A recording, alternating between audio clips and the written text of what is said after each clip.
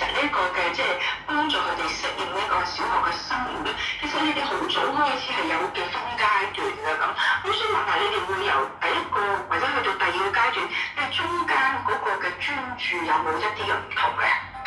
如果你話小奇妙之旅咧，我哋其實就係2個星期嘅課程，就係啱啱喺小朋友入到嚟學校嘅時候咧，咁我哋做嘅課程。咁首先咧，我哋其實咧係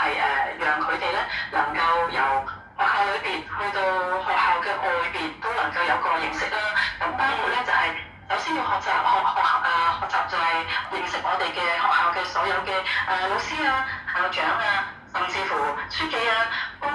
有姨姨啊、叔叔啊都要去認識嘅，咁讓佢哋咧真係覺得係好似一家人咁樣係嘅感覺。咁我哋